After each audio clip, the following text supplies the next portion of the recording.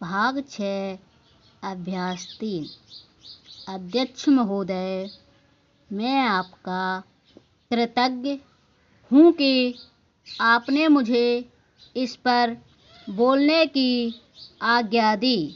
यह महत्वपूर्ण प्रस्ताव आज दिल्ली के सामने ही नहीं बल्कि हमारे सारे देश के सामने है।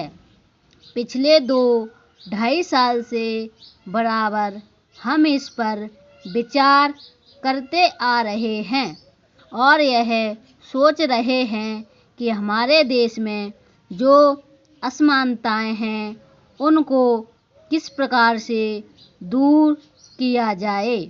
हमारे देश में करोड़ों जनता ऐसी है जिनको आराम से खाना नहीं मिलता, कपड़ा नहीं मिलता और जिनके पास रहने के लिए मकान नहीं है और जीवन की जो बुनियादी आवश्यकताएं हैं जो सबको मिलनी ही चाहिए वह नहीं मिलती हैं।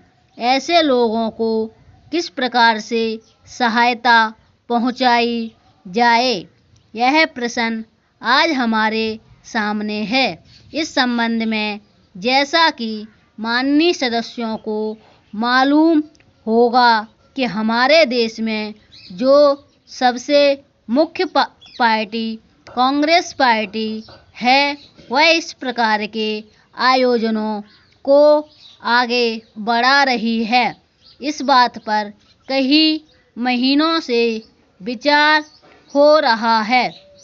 कई राज्यों में बिल की शक्ल में भी चीज़ें सामने आई हैं और सबने देश के हित को सामने रखते हुए इस मामले को अभी स्थगित रखा हुआ है।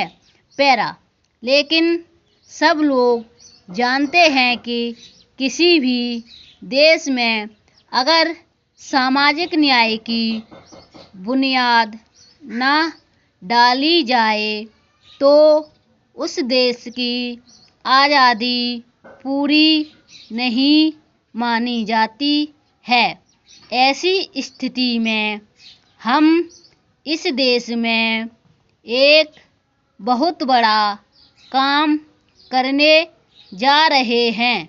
हमारे देश में असमानता कम हो, जनता के अंदर एक संतोष बढ़े, उसकी गरीबी, बेकारी और बेरोजगारी दूर हो और ये चीज़ें जो हमारे सामने डरावनी शक्ल में मौजूद हैं उनको किस प्रकार से मिटाया जाए, यह सवाल आज हमारे देश के सामने सबसे बड़ा सवाल है।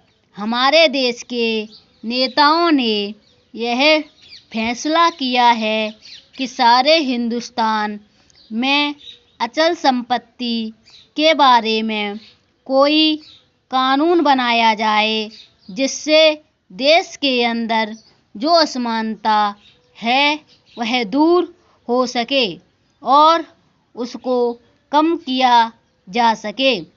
आज हमारे देश में असमानता एक भयानक रूप में खड़ी है। हालांकि हमारे देश के अंदर आय भी कुछ बड़ी है लेकिन इसके बावजूद हमारे देश में वह संतोष नहीं है, वह बुनियादी चीज़ें नहीं हैं जिसके बल पर हम इस देश में असमानता कम से कम कर सकें। यही कारण है कि यह प्रस्ताव आज यहाँ पर लाया गया है।